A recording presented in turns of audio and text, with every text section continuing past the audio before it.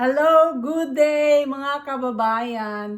Good day, good evening, or anumang oras ninyo napapanood ang video na ito. Ayan, so kung bago ka pa lang sa aking YouTube channel, please, kung hindi pa kita subscriber, mag-subscribe ka na po para lagi po tayong nakakapanood. Mag-likes, comments, and share na rin po para mas marami po tayong mga matutulungan ng mga kababayan natin na nagjo-dream din makapunta dito sa Finland. And of course, don't forget to hit the notification bell para lagi po kayong updated sa aking mga videos. Ayan, so ang video na ito, update po para dun sa mga nagtatanong kung ano ba talaga yung settlement ng kanilang apartment or matitirahan dito, accommodation pagdating nila sa Finland.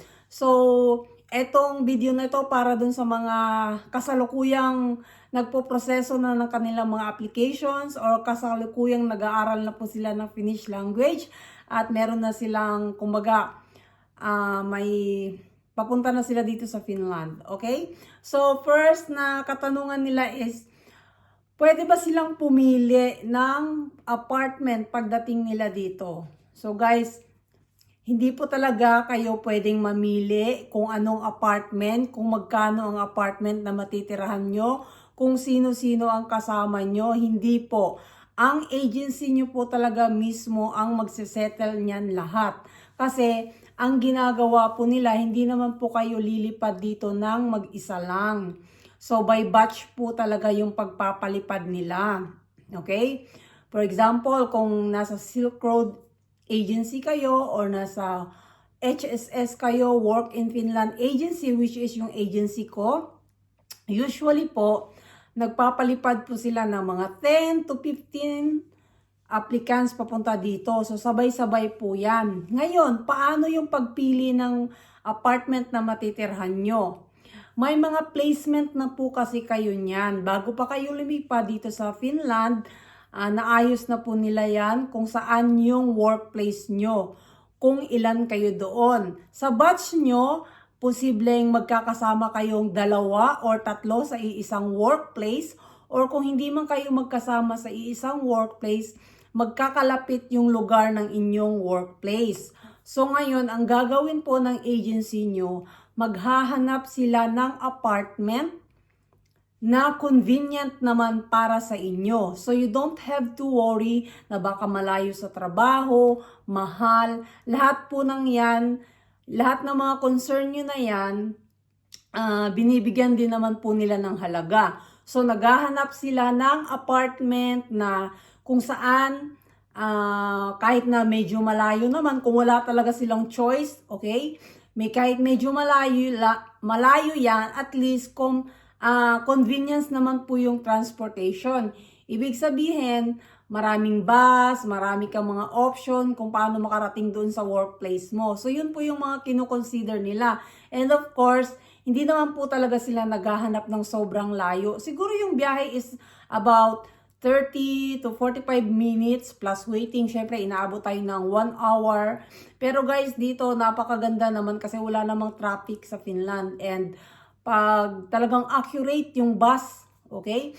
Exact talaga yung time ng pag-alis nila kung walang aberya kasi walang traffic. Minsan nagkaka-aberya lang ngayon pag yung heavy talaga yung snow, pag winter. Kasi minsan namamatayan ng motor yung mga bus. Minsan, pero rare lang naman talaga nangyayari yan. So guys, wala kayong dapat ipag-alala na baka malayo yung apartment nyo, na malayo sa work. Diba? So, kino-consider po yan ng agency nyo. Kami nga, yung apartment namin, walking distance lang siya. And pag summer, ang ganda kasi nakakapag-bike lang kami, 5-6 minutes, ganon. So, very convenient po yung binibigay nila na apartment sa inyo, yung location. From apartment to work, okay? So, wala kayong dapat ipag-alala dyan. And about naman dun sa presyo ng apartment kung magkano.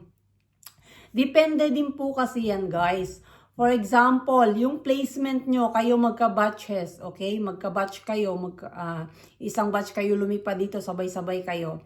For example, isang apartment, 3 kayo. So, mas nakakamura kayo. Kasi usually, ang upa ng apartment dito, sabihin na natin 2 rooms, 2 rooms or 3 rooms. Yung 2 rooms, 2 bedrooms, 2 kwarto siya, plus 1 room yung living room. Ang kagandahan po dito sa mga apartment, kasi yung living room, meron po siyang sariling pintuan. So, parang tigi-isa na kayo. For example, 3 kayo dun sa apartment na yun. So, ang mangyayari niyan, tigi-isa talaga kayo ng room. And yung pinaka-common nyo na lang is yung toilet, yung shower, at saka yung kitchen. So, yun magkakasama kayo. Pero meron talagang mga instances na parang share kayo sa iisang room. Okay guys, hindi po talaga kasi minsan ang hirap po kasi talagang maghanap ng apartment dito. Lalo na pag i-consider nilang malapit sa work nyo, i-consider nilang convenient yung transportation nyo. So hindi po talaga ganun kadali maghanap ng apartment dito. So rare lang naman yung nangyayari na magka-share kayo sa iisang room. Pero as much as possible, iniiwasan po nila yan. As much as possible, gusto nila talagang maging komportable din kayo sa inyong tirahan na tigi-isa talaga kayo ng room, okay? So, pag shared apartment kayo, na usually yan ang nangyayari kasi yun nga, para isang apartment na lang yung hahanapin nila, 'di ba? So, ang mangyayari niyan, shared kayo, mas makamura kayo kasi usually yung presyo, nabubulol ako. Presyo ng apartment dito is about 800 to 1,000 euro, mga ganon, or 1,112. So for example, kagaya ng apartment namin, malaki naman ito at 3 bedroom siya, tig-isa kami ng kwarto. So yung upa namin dito is 1,100 something. So dinivide sa amin yon. So ang lumabas dyan, monthly namin is 350 euro per month, okay? So, mas nakamura kami. Ngayon, kung may apartment na shared kayo, na 2 lang kayo, 2 rooms, tapos yung upa ng apartment na yon is 1,000 something, so, tigpa 500 kayo. 'Di ba? So, yun yung magiging ano niyan, yung payment nyo per month sa apartment. So, sa mga nagtatanong kung pwede ba daw sila pumili. Hindi nga po talaga kayo pwede pumili sa umpisa pagdating nyo dito. Ngayon, may choice naman kayo or may option naman kayo kasi after 1 year, kasi usually yan po yung contract nyo sa apartment. 1 year. Kailangan nyo pong tapusin yung 1 year contract na yan sa apartment. Kailangan yung terhan niya ng 1 year. And then, pag gusto nyo na pong umalis or maghanap kayo ng solo apartment nyo, pwede na pong gawin yun, okay? Huwag lang kayong umalis na hindi pa tapos yung kontrata or else babayaran nyo pa rin yun, okay? Kumbaga, 1 month rent babayaran nyo ng kahit hindi nyo tinirhan. Yun yung penalty nyo pag umalis kayo na hindi natapos yung kontrata. Okay, ngayon, kung option nyo na lumipat after 1 year, magkaroon ng sarili nyong apartment, usually, kagaya ng ginawa ko ngayon kasi tapos na kami sa aming kontrata dito sa apartment namin. So, gusto naming maghanap. Yung mga kasama ko, naghanap na sila ng kanya-kanyang apartment. So, ako din naman gusto ko. Pero ako yung pinakalas na naiwan dito kasi mas nauna sila nakahanap. So, last month ko dito. Ngayon, ang mangyayari, pag solo apartment mo na, depende din. Kung masipag-sipag ka at matiyaga ka namang maghanap ng mga apartment, makakamura ka. Merong pinakamura na solo apartment mo is 400 something, 450 euro, ganon. Pero yung akin, yung nakita ko, kasi wala talaga akong time na mag-search at tingnan. Kasi ang hirap po talaga maghanap ng apartment kasi titingnan mo pa yan. Tapos minsan hindi lang ikaw mag-isa yung titingin. So yung company na yun, mamimili pa sila kung sino yung gusto nilang paupahin dun sa apartment na yun, yung ganon. So ako, ang nakuha kong apartment ngayon is 620 euro per month. So, from 350 per month na upa ko sa bahay kasi shared nga kami dito, 3, magiging 600 na siya next month. So, ganun kalaki, parang doble.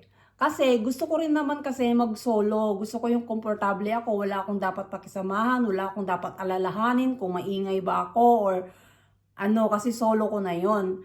So, kung tinatanong nyo naman kung may matitira pa ba sa sahod, of course, hindi naman ako titira ng ganong kamahal kung walang matitira sa sahod ko. Syempre, meron naman. Kayang-kaya lang naman yung apartment na yan kung sahod yung pagbabasehan, okay? Pero ikaw, choice mo yan. Kung gusto mo mas makatipid ka, mas makaipon ka, go ka dun sa shared apartment. Or kung mas matyaga ka, maghanap ka ng ng makakamura ka talaga kasi pero ang pinakamura talaga pag solo apartment mo yung studio type mga 400 something yun na yung pinakamura, wala ka nang mahahanap diyan na na mas mura pa. Meron mga estudyante pero ang din yon, ang kaibahan naman nun, kwarto lang, isang maliit na kwarto tapos yung with toilet pero common yung kitchen nyo. So doon meron akong coworker na gusto niya makatipid.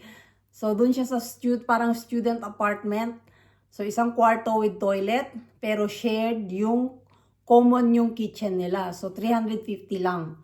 So, yun. Nasa inyo na rin yung option, okay? Pero pagpunta nyo dito, wala po talaga kayong choice kundi makisama sa mga kabatch nyo or kung sino yung isi-set up ng agency nyo na makakasama nyo sa inyong apartment. Usually, yung magkakalapit kayo ng workplace or magkasama kayo sa workplace. Yun yung nangyayari na magkakasabay kayo sa isang apartment.